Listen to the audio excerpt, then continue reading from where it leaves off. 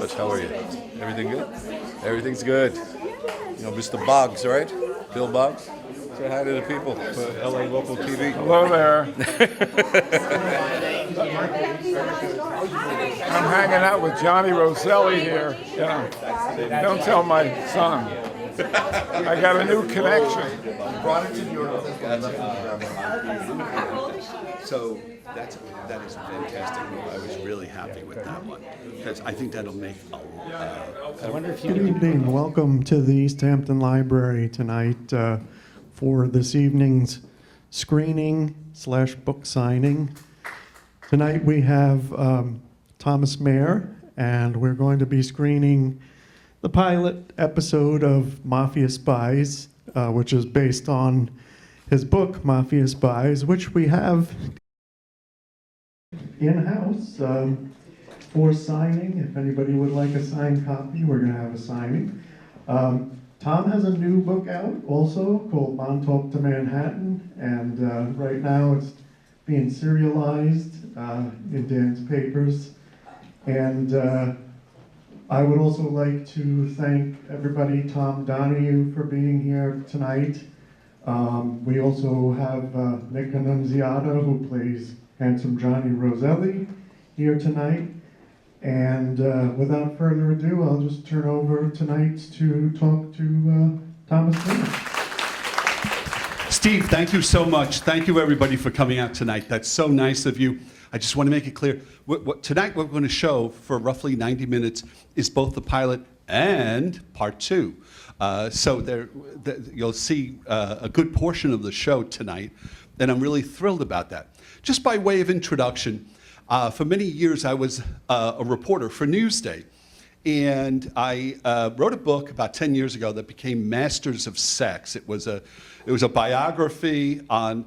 It was actually shown on Showtime as well, and then after that I wanted to do something kind of like on the other end of the human emotion spectrum, something about violence, and something because I had written other books, including one book about the Kennedys. I was aware of a guy named Sam Giancana, who was the head of the mob out in Chicago. But this story did not come together for me until I found out about another character that named Johnny Roselli, and he was a gangster with the Chicago mob, but they sent him out to Hollywood, and he was known as Handsome Johnny. And so, I don't know if you ever saw that movie, Butch Cassidy and the Sundance Kid, but Mafia Spies for me kind of became like a buddy movie. These two gangsters that are hired by the CIA to go kill Fidel Castro, and then what happens to him. So it's a crazy story. There's a lot of things that are really pertain to what's going on in America these days. This whole story is about the business of assassination, trying to kill a foreign leader, or the JFK, how this impacted the JFK investigation and all of those consequences. So this is something that has been 5 years in the making. The book came out. We had COVID, of course, and so it's finally here, and it's going to be both. It's already dropped 6 parts on Paramount Plus, and it starts tonight, believe it or not, on Showtime. Formally, it's supposed to start, I think, on Tuesday night on Showtime. So it's going to be both Paramount Plus for the streamers and for the cable folks on Showtime. I wanted to introduce Ilan Arboleda and Tom Donahue, who are the two showrunners who have really put this whole thing together. And it's my book, but it's really their story. It's their show. So I'm really proud to introduce both Ilan and Tom. Thank you, Thomas. I'm Tom. This is Ilan. Great to see some familiar faces. Thank you for coming out. This is a great crowd. So I don't know what to say, except this is the first 2 episodes of a 6-part series, streaming now on Paramount Plus. Drops weekly on Showtime on Tuesday, every Tuesday. Although I think it's starting, he said it's starting tonight, but I think it's supposed to be every Tuesday. So if you want to watch it all at once and binge it, you can watch it on Paramount Plus. If you want to watch it at Showtime 1 a week and just build the tension weekly. Because that final episode, you're going to really like, it gets crazy by the 6th episode. It gets crazier as it goes. Like you're seeing the first. Because it gets crazier with each episode. I can't tell you how crazy the story is until you see it. So, please enjoy it. And also, Johnny Rosselli is here, the guy who plays Johnny Nick. So he's going to come up after and with us. We're going to have a Q&A. So don't leave. Don't leave during the credits. Enjoy.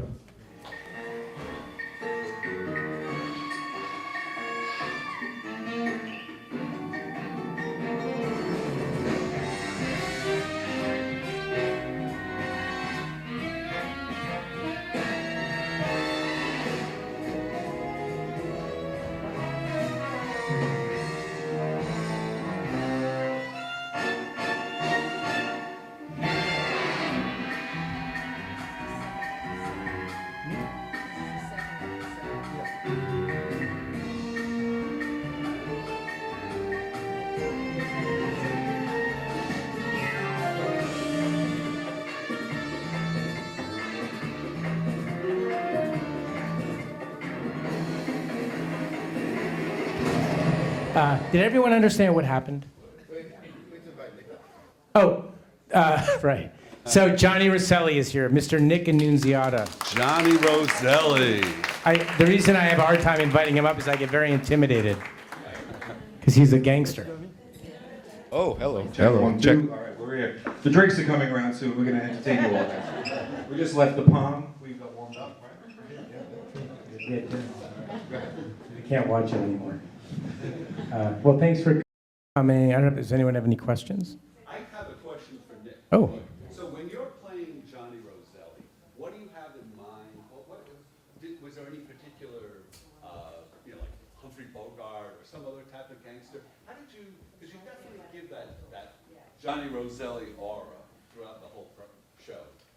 I knew this was going to be shot out of sequence, and I knew he was a non-fictional character, so I had to maintain that for 30 days. And we shot out of sequence. Having grown up on the East Coast and being around people similar to him, I picked up nuances as a young kid, and I guess it just, my imagination along with my creativity just melded together at the perfect time, and it was able to just come across seamlessly. That's the only thing I can say. I didn't give it much thought. Thank you for noticing. You cast well. Queens. And yeah, I can't tell you any more than that because people are still looking for me. So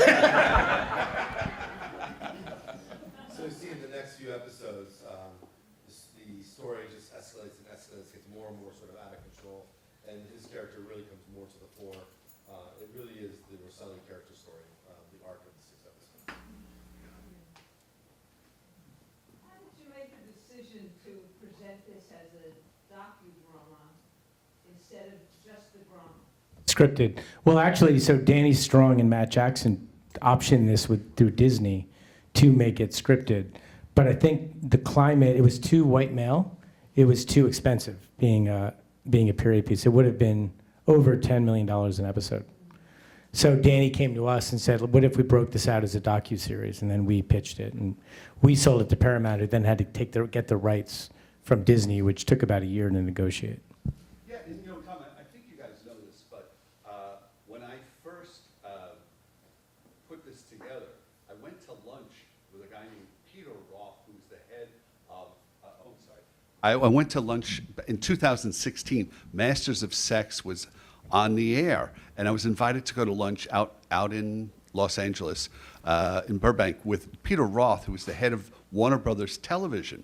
And he was interested in something else of mine, and Sony bought it instead. But he said, so what else are you thinking of doing? And I said, well, I'm thinking of doing a book about 2 gangsters hired by the CIA to kill Castro. So he said, great, let's do it. And I said, well, Peter, I haven't written the book yet.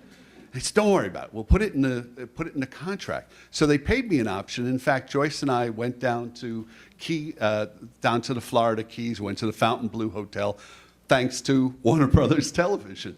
And then we pitched it with Kirk Ellis, who is a fabulous writer. He put together John Adams on HBO, which won all those awards back in, I think, 2009. So Kirk and I, fundamentally without a book, went to a couple of different places, but it's really hard to sell a show when you don't have the book written.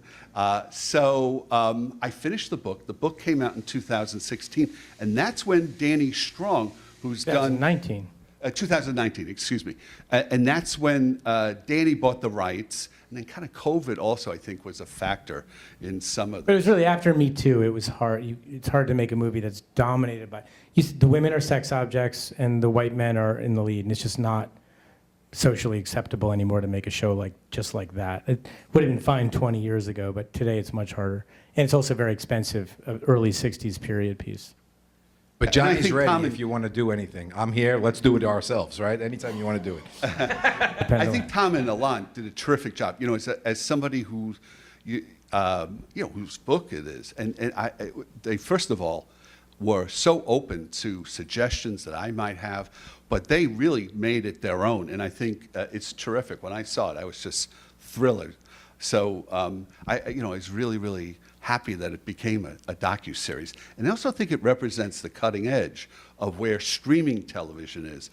Masters of Sex was kind of like what they called the golden age of cable television, but I think this is very much at the cutting edge of streaming television.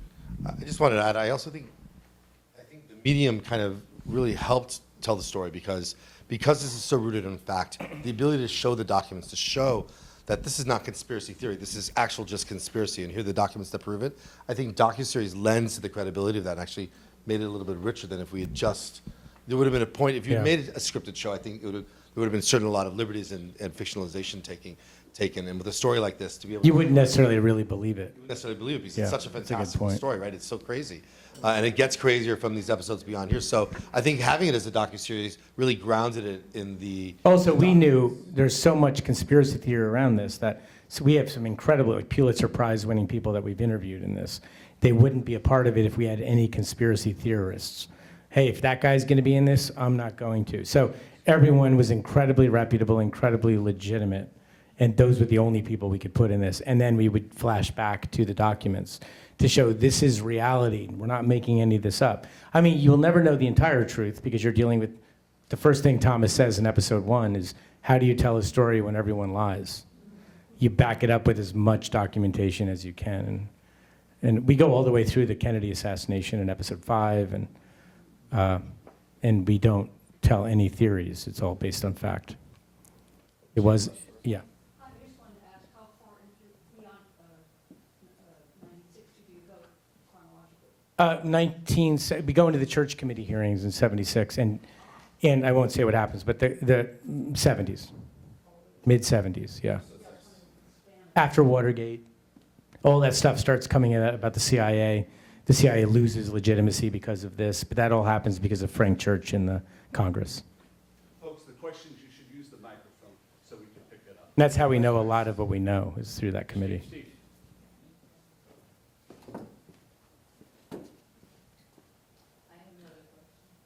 Yeah.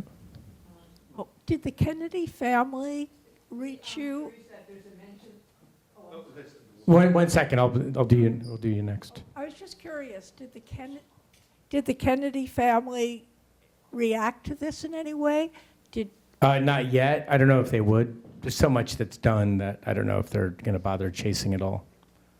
Thank you. But everything's backed up. So the threesome Kennedy had is backed up by mob lawyer Frank Regano's testimony.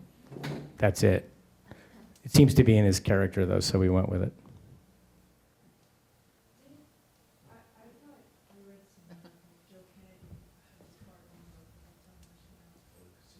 Oh, I never knew that. Okay, it's possible he had a concern there, yeah. I could repeat the answer, or well, that was the question, I guess. But they thought that Joe Kennedy had a part of the ownership of the Hotel Nacional. I will say he did have a lot of business in Cuba. And of the casino, he probably did, yeah, because I heard he had, yeah. I think if I'd known that at the time, I would have said that, but I didn't know. Somebody told me that in one of the Q&As.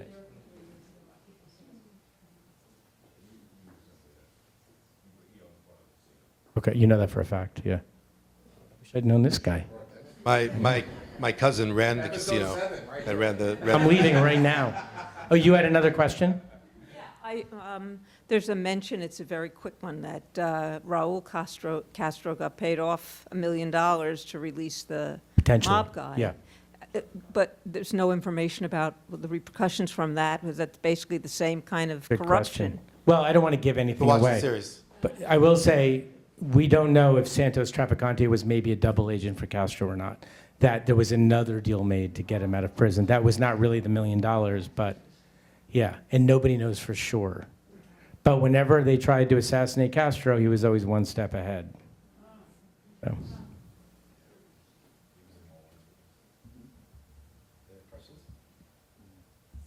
Graham, no questions? Surprised. You're usually a talker. Go ahead, Frank. I just have to say, the editing is definitely award-winning. Someone who does that every day, the editing, and I mean, your research. I mean, it would take me 19 years to research what you guys got on this. Yeah. The research was We made this over 35 years. No, the research Well- you did on getting all the old footage. I mean, everything Yeah. is bizarre. Well, we had amazing source material to begin with, and then we had a great team that we put together to help us Phenomenal. put it together in the way we put it together. We had a great I researcher. mean, all the interviewers you got, it was, Thank you, thank you. Yeah, there's a lot of great material to draw on, so. wow. Thank you very Thank you much. very much. Thank you. Oh, How did you get all the documentary footage that you actually used? Oh, through various sources, Getty, our favorite, AP, CBS. because When I was in Paramount- Cuba, CBS was basically free because we worked with Viacom. a lot of this stuff you see in episode 1 is footage that I had met someone when we were in Cuba shooting, and they connected us to someone who controlled an archive, and we put our archival producer together with them, and so a lot of that Cuba footage that you see there, and then you see more in episode 3, comes from archives in Cuba. We shot in Cuba, all the interviews in Cuba, yeah. Denise? Connection in Miami with the, the Cuban exile community and the fact that you're at the Fontainebleau. Are you guys planning to do anything special in Miami? I'm staying out of Miami after that screening because I get attacked by some Cuban exiles. Unfortunately, Alon lives there. But we did a screening last week, and this is actually a much more controversial film in Miami. Cuban exiles have a somewhat different perspective. Castro equals Hitler. That's it. Not room for nuance. There's no nuance. The year or so it took for him to sort of turn bad, the original invitation to the U.S., being on the Ed Sullivan Show, all that stuff is inconvenient. And Kind of forgotten. in Miami. Yeah. I literally got off the Q&A and immediately, I'm outraged by the facts in episode 1. I'm like, I had 17 Pulitzer Prize winning experts telling, where were you? I don't know what to tell you, Did you ever come across Che Guevara and any of the documents and his role, if at all? Well, we interviewed Felix Rodriguez, who was the one who ordered the assassination of Che Guevara, but nothing directly related to Che, except as the adjutant to Castro during the revolution. But he was not an important enough character to bring into the doc Sort of in the series. context of what we were dealing with. Yeah. Yeah. Just to see Geraldo Rivera is so fun, right? Yeah. Thanks so. Oh, Denise. CIA looks so Bush League. I mean, so totally Bush Which League. surprised me. That people ask me what surprised you the most making this. I'm like, that the incompetence of the CIA. They were just a bunch of rich white guys who thought they knew how to rule the world, and that daddy would help them if they got something wrong. Whereas the FBI, I got very impressed by their organization and their ability. You'll see in episode 3, they come in. So J. Edgar Hoover hates Allen Dulles because when they created the CIA, he said, I can do that. And he probably would have done a better job. But they gave it to Allen Dulles, so he had it out for the CIA from the beginning. So he starts wiretapping in episode 3, Sam Giancana, and he finds out about the CIA plot, and he starts blackmailing as a result. And he finds out about Kennedy's relationship with Judy Campbell to stay in power after Kennedy gets elected. So now the FBI is going after the mobsters while the mobsters are trying to do their duty for the country, going, what's going on? I thought we were helping the United States. The United States is coming after us? You see where this ends up. Yeah. Well, thanks so much. One more question, then I promise we will leave. Okay, well, we're going to leave anyway. Thank you very much, everybody. Thank you. We have some copies of We're gonna sell the Mafia books in the Spies back. back here. Thomas, did you? Thomas, did you?